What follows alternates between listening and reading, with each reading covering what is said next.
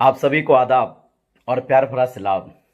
सबसे पहले आप सभी को मेरे इस YouTube चैनल में बहुत बहुत स्वागत है।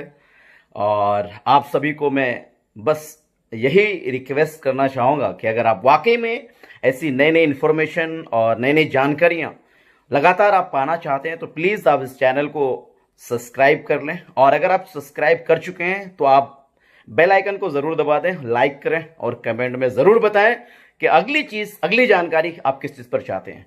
आज हम आपसे एक छोटी सी जानकारी शेयर करने के लिए आप सभी के बीच आए हैं। बस इस लाइन के साथ आपको मैं बताना चाह रहा हूं, यूं ही नहीं होते जिंदगी में तब्दीलियां, यूं ही नहीं होते जिंदगी में तब्दीलियां। अरे रोशन होने के लिए भी मोम को पिघलना पड़ता है साहब। दोस्तों मैं आपको इस लाइन से समझाना जो चाह रहा हूं, एक राजा साहब थे, उनके एज बहुत कम बचा हुआ था। उनको एक राजकुमार का, अपने राजा के लिए एक राजा का सिलेक्शन करना था। उनके पास 100 राजकुमार थे। उन्होंने क्या किया, एक दिन अनाउंस किया कि मुझे अपने राजा का सिलेक्शन करना है। उनके पास प्रॉब्लम यह था कि 100 राजकुमार, उनमें से किनको सिलेक्शन करूं। उन्होंने एक दिन दावत रखी और दावत में सारे लोगों को बुलाया और उन 100 राजकुमार का सिलेक्शन करने के लिए दावत में सब लोग आए, अच्छे खाने पके थे, सब लोग बैठे।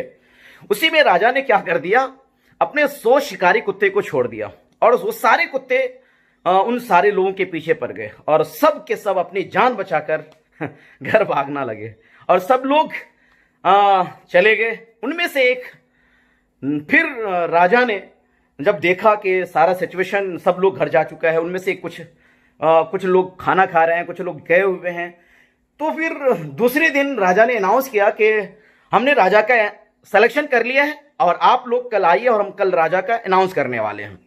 जो मौजूदा प्रेजेंट राजा था, उन्होंने फिर दूसरे दिन इनविटेशन दिया और बुलाया और सब लोग आए और सब लोग एक दूसरे से पूछने के लिए कैसा रहा कल का दिन। अरे मत पूछो, मैं तो डर गया था, मैं उन कुत्तों के जान बचाकर मैं किसी तरह भागा। कुछ लोगों ने बोला अरे मैं तो, सब लोग भाग गए।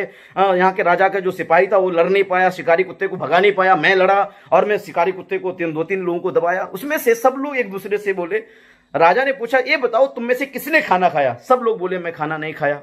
उनमें से एक था जिन्होंने बोला राजा जी मैंने खाना खाया है। फिर सब लोग चौंके और फिर राजा ने पूछा बताओ राजकुमार आपने खाना कैसे खाया।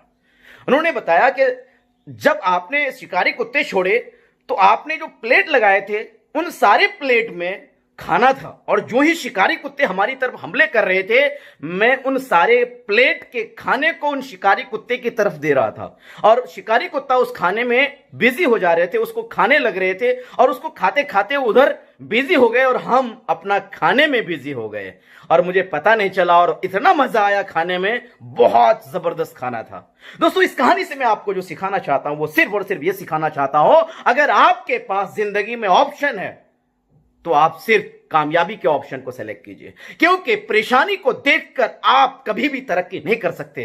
परेशानियां तो लोग ढूंढते हैं, अगर ढूंढ रहे हैं तो कुछ कामयाबी की तलाश कीजिए और कामयाबी कहीं और नहीं, आपके आसपास है, आपके आसपास है साहब। आप ढूंढिए, आपके आसपास में आपको कामयाबी मिल रही होगी। बस आपका नजरिया ढूंढने वाला होना चाहिए, प्रॉब्लम में सॉल्यूशन वाला होना चाहिए। आप अगर अपने परेशानी को परेशानी के रूप में नहीं, कामयाबी के रूप में देखेंगे, यकीन मानिए वहां भी आपको सफलता मिलेगी। तो बस इससे आपको यही सिखाना चाह रहे हैं, इससे आपको यही मैसेज देना चाह रहे हैं कि जिंदगी में कभी भी आप प्रॉब्लम पर फोकस मत कीजिए, सॉल्यूशन पर फोकस कीजिए। अगर आप सॉल्यूशन पर फोकस करेंगे, कामयाबी डेफिनेटली मिलेगी, क्योंकि प्रॉब्लम पर फोकस करने के लिए पूरी दुनिया है। अगर पूरी दुनिया नहीं, अगर उनमें से अनेक बनना चाह रहे हैं, एक बनना चाह रहे हैं, एक कामयाब एग्जाम्पल आप बनना चाह रहे हैं, तो आपको दोस्तों प्रॉब्लम पे नहीं सॉल्यूशन पे फोकस करना पड़ेगा। और अगर आप कुछ ऐसा करेंगे तो दुनिया आपकी तरह प्रॉब्लम पे नहीं, कामयाबी पे फोकस करेगा और आपकी कहानियां लोग सुना करेंगे। इसी के साथ साथ आप सभी का बहुत बहुत धन्यवाद। All the best, thank you so much.